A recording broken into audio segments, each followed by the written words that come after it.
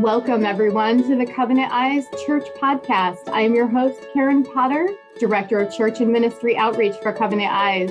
This podcast is specifically designed for pastors, priests, church lay leaders, and anyone who is interested in helping people in the church overcome struggles with pornography. This podcast brings together experts from all over the globe to talk about pornography recovery programs, helpful resources, educational content, and it's all designed to help lead people in the church to freedom. I am joined today by my amazing co-host, Sam Black, Director of Education. Thank you for joining me today, Sam. How are you? Hey, Karen. Good to be with you. We have Nate Larkin on with us today, the founder of the Samson Society. And I wore this sweatshirt. Actually, I got up this morning and I thought, that's a nice, cozy sweatshirt. I think I'll just put that on, forgetting that we were actually interviewing Nate this morning, and Nate bought me this sweatshirt. And if you're just listening, it says, "May the force be with y'all," because Nate and our whole company team, we went to an opening debut of one of the Star Wars films in our little town theater, and Nate was visiting with us and got to join us, and so he sent this to me afterward, and I wear it with pride, Nate. Thank you. Oh, well, you got to have a little touch of the South to carry around there, especially in the winter. Yeah. That is so awesome. So Nate, yeah, the last time you were in town, actually, I think we all went out to lunch too at the little diner there in town. Yeah. You got the royal treatment when you came to Owasso, Michigan. It was great. It was wonderful. Just a sweet little town you guys have settled in.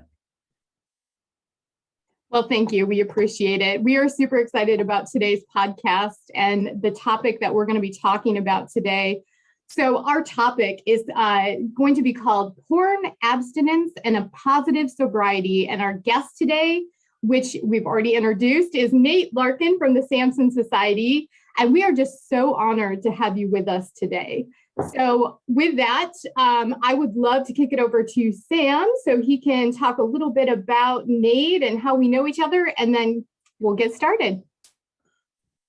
Well, Nate is the author of Samson and the Pirate Monks and a number of other books too. And he's been a speaker at many men's events, again, as the founder of the Samson Society. I get the honor of hanging out with Nate some as a newcomer host for newcomer meetings, so people learn how they can be part of the Samson Society. But Nate, why don't you just take a second and just talk a little bit about the Samson Society and how it works and what it's all about? Yeah, okay. Well, Samson is a place designed to be a group within the church. We're an explicitly Christian group.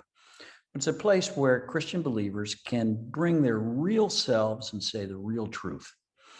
And specifically to walk kind of honestly and in complete transparency around whatever it is in their life that's bigger than they are. Now, for me, that has been, a very long struggle with pornography. That's what got me into recovery. That's what got me, it was after I was caught by my wife 22 years ago now. And, she let me know that she was not going to continue anymore in the relationship in which I was continuing to drift away from her emotionally. Pornography had taken a terrible toll on our marriage, on my emotional and spiritual health.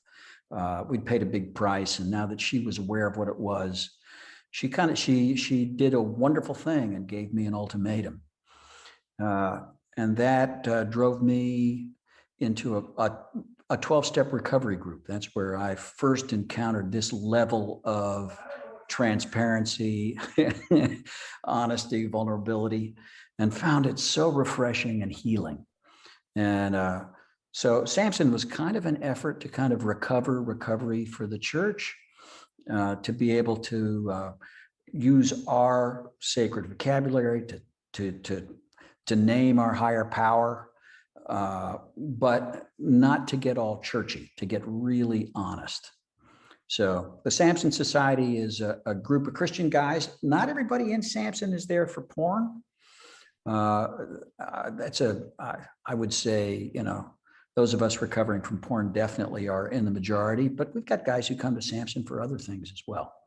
Maybe a struggle with drugs or alcohol or gambling or rage, or even guys who come because of a lifelong battle against anxiety and depression, which oddly enough seems to correlate with isolation, which is where pornography has taken all of us who have that battle.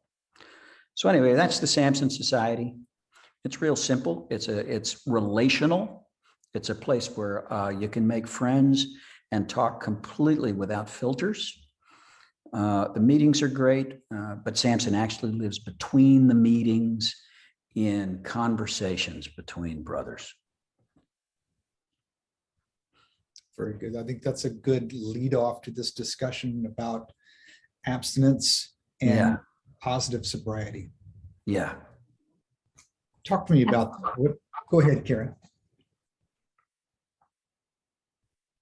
So tell me about, I love to tell folks that I stopped looking at pornography long before I found healing.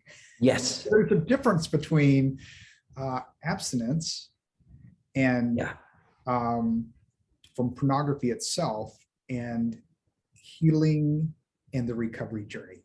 Yeah. Talk about that in your own way. Well, I think, we're drawn to porn because we have a deep need. We have a need, all of us have a need for intimacy. We are relational beings. As Christians, we believe that we're made in the image of God. God himself is a relational being. And we're wired to connect. But we can receive messages early on that connection is dangerous, or that our true self is not lovable enough to connect. So most of us learn early on to avoid, to hide in one way or another. It's really risky to reach out and ask to connect with somebody. And that becomes, the stakes get even higher after, during adolescence, when we begin to develop kind of, a sexual interest as well, a romantic one. And if at that point, pornography arrives to offer us a completely safe, imaginary connection with a virtual person that will have a payoff of arousal and perhaps even trigger that big dopamine cascade and the release of oxytocin, the bonding chemical that happens during climax. And it can feel for the moment as though it met that deep need. But what it's done, what I didn't know as a young man getting involved in pornography and then being drawn deeper and deeper and deeper, even after marriage, what I didn't know was that porn use was actually creating an intimacy disorder. It was making it more difficult for me to connect. What I did know was it always left me lonelier and always left me wanting more. It never met the need. So, and of course, today, the sophistication of modern pornography and all the multiple, the advent of full motion video has been huge in porn. I got started just on glossy men's magazines. But we now know that full motion video completely bypasses the higher portions of the brain where critical thinking takes place and moral judgments are made, actually stimulates a part of the brain that cannot distinguish between real experience and virtual experience. It can, as you well know, over time create very strong neural pathways. Once that happens, we really need healing. It does start with abstinence. Abstinence is important. You can't recover without abstinence. But if we don't replace pornography with something that brings real intimacy, there isn't going to be healing. And the odds of relapse are pretty much 100%. Nate, you started to kind of lean into this a little bit just a moment ago, but with the usage of porn, you kind of talked a little bit about some of the consequences, but not all of them. So what are some of those consequences of using pornography that may not always be immediately noticeable in our lives? And then how did some of those consequences impact your family during your years of addiction? Because I think it's important for people to understand the blast radius is what we call it. But can you go into a little bit of that? Yeah, sure. Absolutely. Well, I think it begins on the emotional level. As I am connecting with and detaching from virtual partners on a regular basis with increasing frequency, I become less willing and less able to actually connect with the real person. So one of the things that my wife Allie noticed as I really got drawn into hardcore pornography a few years into our marriage was she saw me drifting away emotionally. Now, I was also, at this time, I was studying for the ministry, and then I went on into the ministry, into the pastoral ministry. There was this part of me that I had to hide.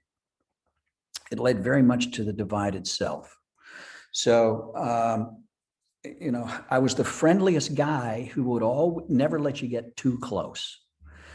And always spinning, always pretending. It takes a tremendous amount of psychic and emotional energy to, to animate that religious persona, the one that will be respected and admired and listened to, and the one that'll get, the one that can remain in the profession, to remain in the community, right?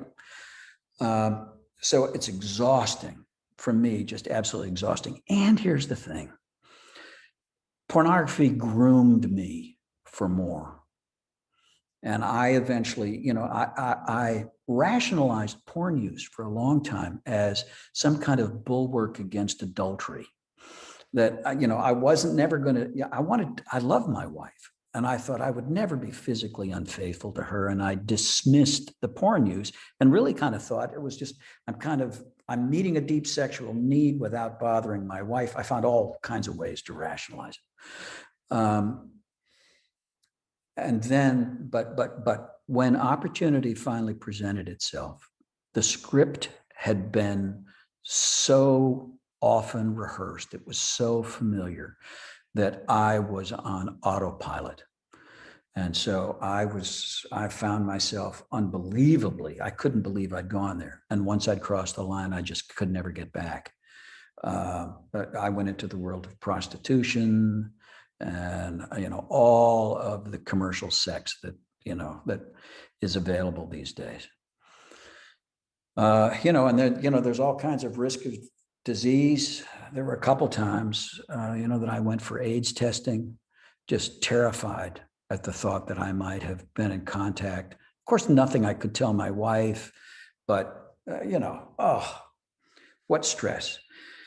To be able to live just one life and not to have to hide, and to learn, to me, the wonderful thing about 12-step recovery to begin with, and now the Samson Society, it's a place where I found and continue to find on a daily basis intimacy, non-sexual intimacy. I can share whatever I'm feeling and thinking and doing and thinking of doing with another person. And that person isn't going to reject me. That person isn't necessarily going to endorse all you. They're going to give me another perspective on my own life. And that I learned those skills, first of all, in recovery, and then found that I could bring them home. And it's made me a far better partner all the way around, and a far better spouse. It saddens me. I didn't get into recovery until my kids were grown. The youngest was 18 when I got into recovery. I was active, during their growing up years. I didn't last that long in the ministry. I was never caught, but I bailed for fear of being caught, went into business where I had, now I had the funds and even less accountability than I had in the ministry. So I did spend an awful lot of money on porn and prostitutes, commercial sex, one kind or another. But my biggest regret is that I spent my children's childhood. There were, that activity takes time. It takes time away, time that I could have had with them. And it's emotionally crippling. There's a great phrase in Essay. It says that lust kills love. And I have found that to be just so true. It deadens us emotionally. So although I do love my kids there, and today, thank God, enjoy very good relationships with all my kids, and now have the privilege of kind of getting a second shot at parenthood because I'm a grandfather now. I'm a much better grandfather than I was a father. But my kids have required their own healing journeys and their own therapy, and they've made mistakes that they would not have made, quite possibly, if they'd have gotten from me what they needed emotionally during their early years. So yeah, blast radius, that's a great phrase, Karen, the blast radius. Yeah, we want to think that it only affects us. But it's deeply affected my wife. That the trauma of that betrayal when she found out, not just about, she caught me with porn, and eventually when I disclosed what everything else had been, that was just horrendous. So yeah, it's no small thing. I was reviewing the notes of an interview that I had done recently, and the man that was speaking said, pornography seemed like it was only one part of my life. Yeah. But it was impacting other parts of my life. Yeah. I'd been lying about my pornography use since childhood, and those lies led over to other parts, to my work, to my relationship with my wife, the relationship I had with my brothers and sisters in Christ at church, to my relationship with God. And so it continues to bleed out. And he said something that was very impactful. He says, when you've lost your integrity, what do you have left? Yeah. Yeah. And you had written in your book that you weren't sure that you would have had 6 men to carry your casket if you. Yeah. That's a lot different than today. Yeah. It sure is. I suspect there'd be a parade of men and likely women as well who would be who's going to say, I'll step up to that because of what you've done in their lives, and I'm one of them. Thank you. Hey, to me, it's just ironic. The one thing that I thought would forever disqualify me from ministry, I would lose all credibility. I'd have no use in the kingdom if anybody ever found out what I'd done. It turns out that my willingness to talk about it frankly, is my greatest asset. It makes me the most useful, the most approachable, the most trustworthy. I'm having a far greater impact for good in the world, having come clean, than I ever would have been able to, keeping it forever a secret. And I think that is just beautiful because, a lot of people listening to this podcast may be feeling that duality, that lifestyle where there's the real you and then there's the you that's lost in, pornography.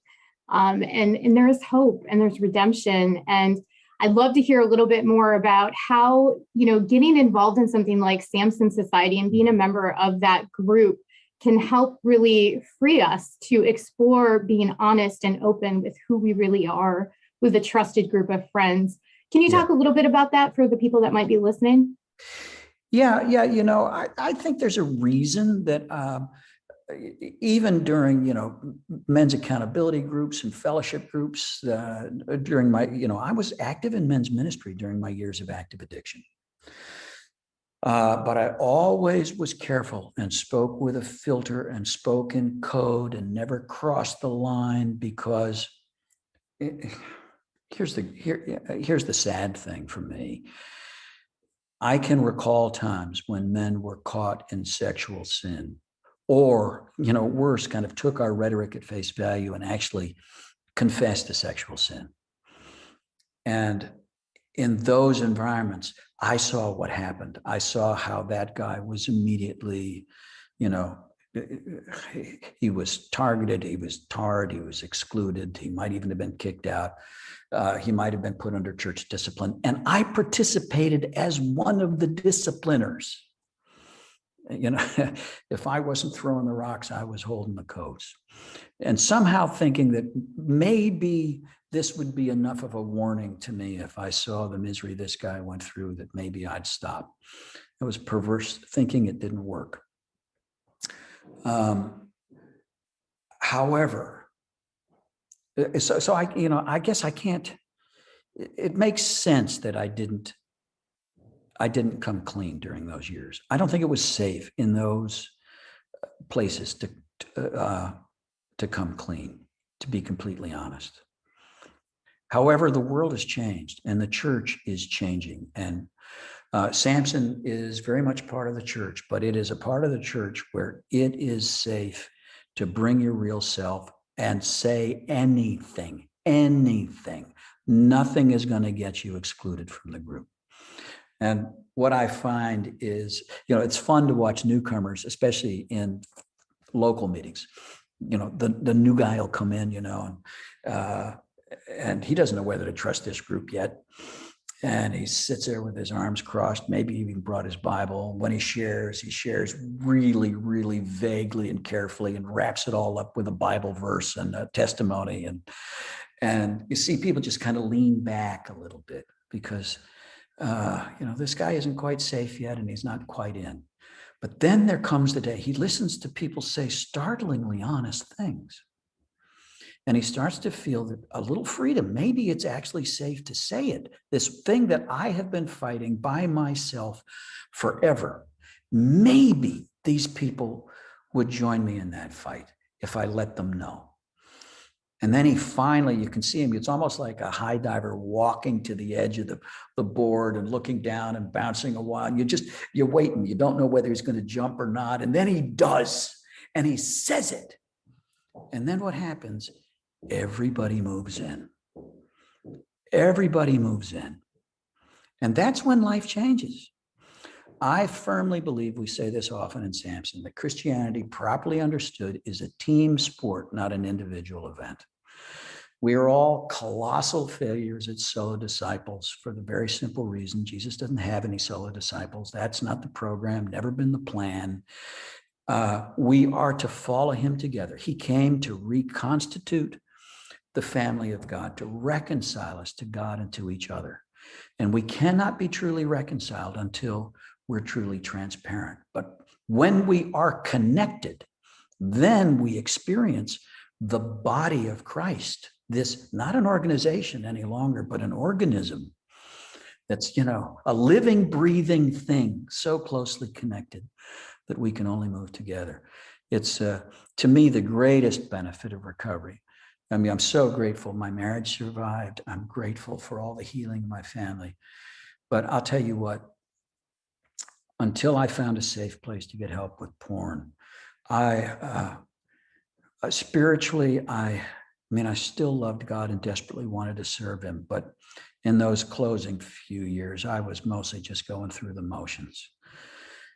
The spiritual awakening that comes when we find a safe place to bring ourselves is absolutely phenomenal and priceless. And I'll tell you what, if it took addiction to get me there, well then I'm grateful for it. You've been talking about a safe place Yeah. with a safe process. Yeah. And the safe place is where you're able to take those first steps. Yeah. But the safe process is like the guardrails that keep you moving forward. Because Right. without the safe process, you just kind of go off in the middle of nowhere and you end up chasing your tail in circles. Yeah. And that is the path of Samson Society. There's a written path that people can follow. And that really leads us into the conversation we want to have about positive sobriety. It is not just simply just will it to be done. There's a path, but there's a way to move forward. Talk to us about positive sobriety. Yeah. So it's a very deliberate path. It's not the 12 steps. Samson isn't a 12-step group, but it's very much the same spiritual process. We describe it in 7 stages. But it starts by coming to meetings, and the next step is to find that first person that you're going to walk with. We call that person a Silas rather than a sponsor, a Silas. And then accompanied by your Silas, you now start to take apart, you start to look in retrospect back at your life at the course and consequences of your attempts to live apart from God. And that's an illuminating process. And it's one really that we won't do until we feel safe. But then if we're kind of prodded and pushed a little bit by a good Silas, a good friend who will, ask the questions we tend to avoid, maybe remember the things we tend to forget, maybe spot a pattern we haven't seen, right? And then it's really surrendering all of that to God, getting off the hamster wheel of self-improvement and self-help, and asking God. It's all about confession, isn't it? Isn't that what James says in James 5:16? Confess your sins to one another and pray for one another that you may be healed. And as we do that, I'm firmly convinced that whenever we get together, everybody should have something to confess. This is not about, I think one of the dangers is, as we're going through this process, to focus exclusively on the sexual behavior. I think, I think many of us, and I count myself in the number, kind of had this ambition to become successful Pharisees.